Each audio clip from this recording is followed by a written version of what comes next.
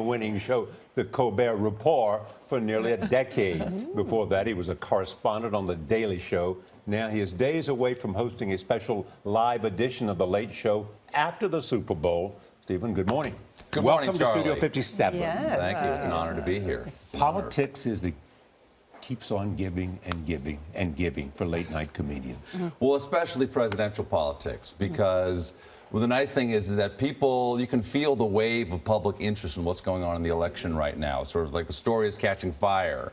And the nice thing about presidential years is everybody in the country cares about the story. Everybody pays attention. You don't have to explain your joke to anybody. You can just go to the punchline.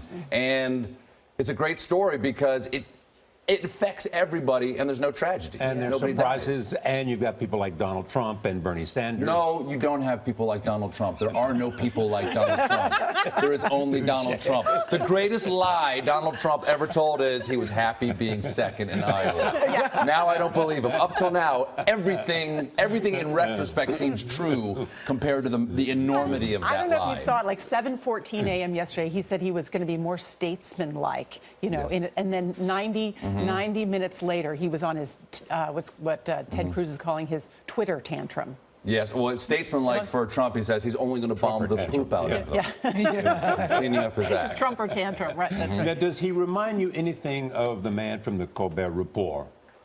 Yeah. Donald Trump feels like my old character who, the old idea behind the Colbert Report was truthiness, which is if you just say it with enough conviction and emotion, it's truer than if it's factually correct. And that's really great. That's great politics, because an audience just wants to be emotionally moved, and Trump is great at moving an audience. Plus, he's got $10 billion to back it up. You know, the whole thing about Citizens United is that money equals speech. Well, he's got a $10 billion mouth. Or so he says. Well, I know, but I believe him. I believe him. But I think Charlie's right. It is a gift that keeps on giving for you. So I'm very curious about what you're going to do live after the Super Bowl. Oh, me too. Yeah. Yeah, this is live right now, right? We're live right now. Live. So But like we want this, a preview. like It's a this, but preview. about football. Yeah. And there is no 8-second delay this morning. And There's no 8-second delay this morning? Wow. Does that ever get you in trouble? Because I think it's at least 8 seconds. Just to with me. Gail a couple we times. love trouble. See, we love trouble. Well, we have but Stephen, you're Tina right, Fey, you're gonna- Margot you're- Robbie. great guest We've got list. Will Ferrell. We've Great got guest Key and list. Peele. We'll have surprise guests. Great we'll guest have list. we'll have our review. We'll have jokes that we've written during the Super Bowl about the You Super got Bowl. Megyn Megyn Kelly, Kelly. too. Megyn Kelly, that just happened. Yeah, I'm very excited. I think the that's only person on the cool. planet who scares Donald Trump. Yeah. It'll be fantastic. But It's you our guys- Trump repellent. But you guys are going to be writing. That's good. You guys are going to be Thank you. writing jokes during the show, during the Super Bowl. During You're the Super Bowl. You're During going to the be Super Bowl, writing jokes. We'll be writing jokes about the game. How is that going to work, though, Stephen? How are you Very going to do fast, I hope. Very fast. Because But how do the you game ends and prepare? 20 minutes later we do Yeah. the show. So we got 20 minutes. We've got 20 minutes to write an hour show, Gail. Can it be done? They said it couldn't be done. I believe in you and your team. Yeah. Thank but you, Gail. you already I suspect tried they doing have a that, right? fallback. Didn't What? you already try doing it? We've tried the doing game. it during one game. It seems to be possible Had to work. to do. Yeah. How much of it I'm will going to say great. I'm going to say it worked great. I believe you. Can you give us a little preview? I mean, how much of it will be related to the game? A lot of it will be related to the game. Yeah. I mean, depending on what people want to talk about. Yeah. Yeah. You once said that the most important thing you'd learned from show business was being to love the bomb. Yeah. I had a teacher in Chicago who said you've got to learn to love the bomb, meaning not sort of if the show doesn't go well, like really it's improvisation. If you're improvising and it doesn't go well, you've got to not just sort of get through the fact that it didn't go well. You've got to enjoy that it sucked. Yeah. And then once you can enjoy that it sucked, then nothing can kill you. That's I'm great. hoping not to learn that again on Sunday Night Live. I know. I think. Our problem is that we've got too much show already. Like even without like our jokes about the Super Bowl, we're like 6 minutes long at this Yes. point.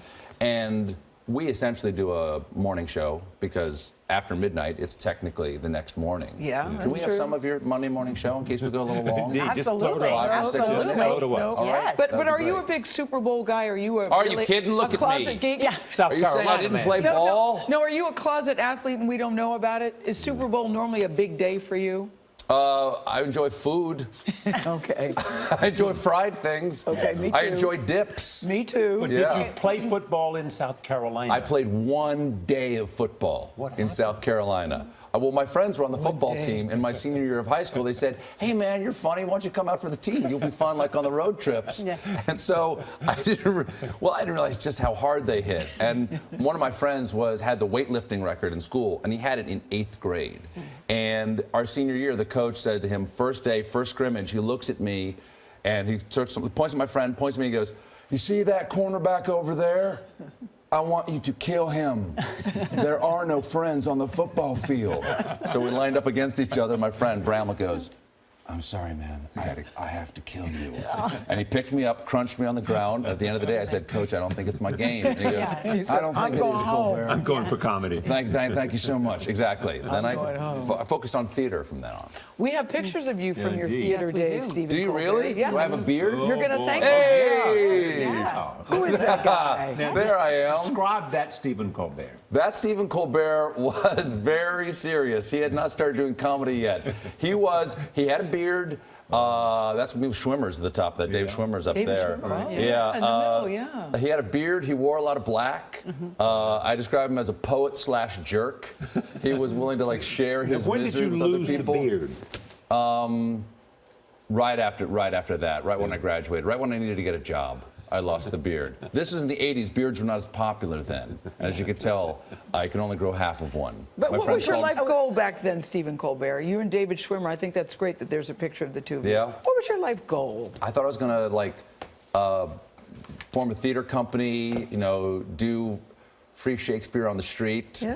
live in a studio, like never get married, never have kids. Now I'm like a suburban dad, You love your wife. I love my wife. I've got 3 kids. Which pair of khakis will I wear today?